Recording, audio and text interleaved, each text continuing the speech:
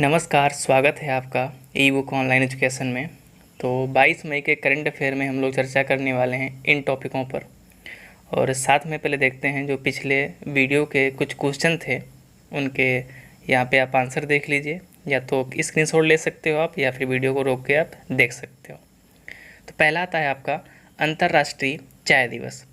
अब देखते हैं भाई इसकी ये महत्वपूर्ण क्यों है, आखिरकार ये कब मनाया जाता है। 21 मई को मनाया जाता है। ठीक है, किसने स्टार्ट किया इसको?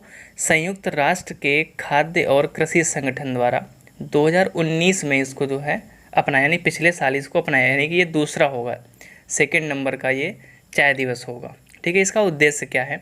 इसका जो मुख्य उद्देश्य है इस दिवस का, चाय के स्थायी उत्पादन को बढ़ावा देना, साथ में गरीबी और भूख से लड़ने में जागरूकता बढ़ाना, यानी कि जो नीचे तबके के लोग हैं उनको कहीं ना कहीं रोज़गार मिलेगा। साथ में अगर वो रोज़गार मिलेगा तो गरीबी हटेगी, अगर गरीबी हट गई तो खाना अपने आप वो अपना कहीं ना कहीं खोज लेंगे। ठीक है, आगे क्या आता है भाई कि आपको पता होगा कि यूएनडीपी के द्वारा क्या कुछ लक्ष्य रखे गए थे जो 2030 तक पूरे करने थे। तो उन लक्ष्यों में, उन लक्ष्यों के अंतर्गत चाय दिवस के अंतर्गत कितने लक्ष्य आते हैं? वो 3 लक्ष्य आते हैं, SDG नंबर 1, SDG नंबर 2 और SDG नंबर 5। इनको आप अच्छे से याद रखना क्योंकि यहाँ से SDG से PCS 2019 में क्वेश्चन आया था। तो देखते हैं इसके अंतर्गत कौन कौन से आते हैं। जो SDG नंबर 1 है उसमें है गरीबी को कम करना। ठीक है, SDG नंबर 2 आपका, SDG का मतलब क्या है? सस्टेनेबल डेवलपमेंट गोल, यानी कि सतत विकास लक्ष्य। ठीक है, सेकंड में क्या है? भूख से लड़ने में सहायता। और 5 नंबर का SDG है उसमें है महिलाओं का सशक्तिकरण। आपने देखा होगा असम या दार्जिलिंग में जो मोस्टली चाय की पत्तियां तोड़ी जाती हैं वो महिलाओं के द्वारा ही तोड़ी जाती हैं। किसी मूवी में देखा होगा या किसी फ़ोटो में देखा होगा, किसी ऐड में देखा होगा, तो वहाँ पे आपको महिलाएं कहीं ना कहीं ज़्यादा मिलेंगी। तो कहीं ना कहीं महिला सशक्तिकरण से भी आपका ये संबंध रखता है, इसीलिए SDG नंबर 5 इस दिवस के अंतर्गत कहीं ना कहीं महत्वपूर्ण हो जाता है आपका। नेक्स्ट आता है आपका, देखते हैं कि भारत और चाय, यानी कि चाय का भारत में किस तरीके से यहाँ पे स्थान रखता है। भारत चीन के बाद में भारत है वो दुनिया का दूसरा सबसे बड़ा चाय का उत्पादक देश है। लेकिन यहाँ पे एक दिलचस्प बात ये है, देखो दूसरा सबसे बड़ा उत्पादक है, साथ में क्या होता है कि सबसे बड़ा उपभोक्ता भी है। ठीक है, विश्व का उत्पादन का लगभग 30% जो है केवल भारत में चाय पी जाती है। समझ लो कितने शौकीन लोग यहाँ के होंगे। यानी कि भाई सेकेंड लार्जेस्ट प्रोड्यूसर है और फर्स्ट हाईएस्ट कंज्यूमर है। यानी कि 30% जो चाय होती है विश्व की वो भारत में ही ख़त्म कर दी जाती है, बाकी जो भी होता है वो अन्य देशों से ली जाती है या वहाँ पे उपभोग की जाती है। नेक्स्ट आता है आपका आतंकवादी विरोधी दिवस। ठीक है, इसके बारे में देखते हैं भाई, ये भी 21 मई को ही मनाया जाता है। अब क्यों मनाया जाता है इसके बारे में पहले उद्देश्य देखिए इसका क्या है। इसका जो उद्देश्य है लोगों में, यहाँ पे मैं नहीं में है, लोगों में हिंसा और आतंकवाद के बारे में जागरूकता फैलाना, यानी कि जो आतंकवाद है उसके खिलाफ किस तरीके से लोगों को जागरूक किया जाए, इसका मुख्य उद्देश्य है। अब क्यों मनाया जाता है ज़रा देखते हैं इसके बारे में। आपको पता होगा कि 21 मई को राजीव गांधी जी की पुण्यतिथि भी मनाई जाती है इसी दिन। क्यों? क्योंकि 21 मई 1991 को चेन्नई में एक चुनावी रैली के दौरान, यानी कि चुनाव के लिए रैली करने गए थे, वहीं पे क्या हुआ, एक महिला बॉम्ब, यानी कि एक लेडीज आई, उसके शरीर पे बॉम्ब बंधा हुआ था, आकर के पूरा सभा में ही वो फट गई। यानी कि महिला बॉम्बर ने, वो जो महिला थी वो लिट्टे से थी। लिट्टे एक संगठन है, श्रीलंका का संगठन है, तमिल संगठन है, अलगाववादी। वो कई अभी भी एक्टिव है, भारत में भी इसके लिए हस्तक्षेप किया था श्रीलंका में इसको ख़त्म करने के लिए, लेकिन कहीं ना कहीं अभी कुछ अंश इसके हैं। ठीक है, तो लिट्टे द्वारा राजीव गांधी की हत्या कर दी गई। तो उसी के रूप में जो है ये 21 मई को आतंकवादी विरोधी दिवस मनाया जाता है। अब थोड़ा सा राजीव गांधी के बारे में देखते हैं। इनका जन्म जो हुआ था 20 अगस्त 1944 मुंबई में हुआ था, और इनकी मृत्यु तो ऊपर लिखी हुई है कि 21 मई 1991 को, और भारत के 6वें प्रधानमंत्री थे ये, और इनका जो कार्यकाल था 1984 से 1989 तक हुआ। ठीक है, नेक्स्ट आता है आपका ECLGS।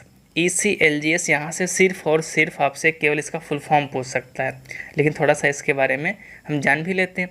तो फुल फॉर्म क्या है इसका? है emergency credit line guarantee scheme. ठीक है, यानी कि emergency credit line guarantee scheme. अब देखते हैं इसमें क्या है। इसके अंतर्गत केंद्र सरकार ने क्या किया है, 3 लाख करोड़ की अतिरिक्त फंडिंग को मंजूरी दे दी। यानी कि जो 20 लाख करोड़ आपके 12 मई को प्रधानमंत्री जी ने घोषणा की थी, उसके अलावा 3 लाख करोड़ की जो है मंजूरी दे दी गई। इसमें क्या किया जाएगा, जो MSME है यानी कि सूक्ष्म मध्यम और लघु जो उद्योग हैं उनको, साथ में जो इच्छुक लोग हैं उनको कर्ज दिया जाएगा। यानी कि जो भी कर्ज चाह रहा है थोड़ा सा अपना स्टार्टअप स्टार्ट करने के लिए, कोई छोटा मोटा बिजनेस स्टार्ट कर ले, तो उसके लिए ये ECLGS के अंतर्गत 3 लाख तक का अतिरिक्त कर्ज दिया जाएगा, वो भी बिना किसी गारंटी के, यानी कि गारंटी मुक्त के। ठीक है, तो यहाँ से आप इसको याद करने का कि ECLGS किस प्रकार है और ये किससे संबंध रखता है। तो किससे संबंध रखता है, MSME या जो भी लोन चाहे इसी के रिगार्डिंग, उसको लोन बिना किसी गारंटी के दिया जाए इसमें। नेक्स्ट आता है आपका one nation one ration card. चर्चा में है ये। अब देखते हैं क्यों चर्चा में है, क्योंकि भाई ये 1 जून 2020 से पूरे भारत में लागू होने वाली है। ठीक है, काम कैसे करेगी थोड़ा इसके बारे में देखते हैं। अब जैसे मान लीजिए हम यूपी के रहने वाले हैं और हम मज़दूर हैं कहाँ पे, महाराष्ट्र में। ठीक है, यानी कि महाराष्ट्र में मजदूरी कर रहे हैं। अब ये लॉकडाउन की स्थिति आ गई या कोई भी महामारी या किसी तरीके से आपातकाल कुछ भी हो सकता है, जिससे क्या कि हमारी जो मजदूरी है वो ख़त्म हो जाए, यानी कि जहाँ पे हम काम कर रहे हैं वो काम बंद हो जाए।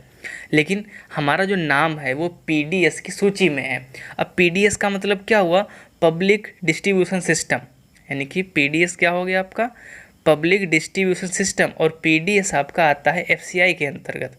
FCI का मतलब क्या हुआ, फूड कॉरपोरेशन ऑफ इंडिया, या हम सीधी भाषा में देहाती भाषा में कहें, जो राशन होता है, जो राशन बांटा जाता है वो PDS के अंतर्गत बांटा जाता है। यानी कि उसी को PDS की दुकानें बोलते हैं, सीधी सी बात।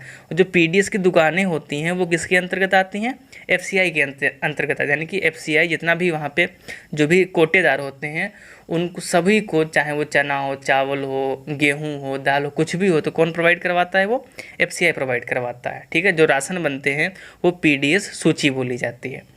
आते हैं अपने टॉपिक पे।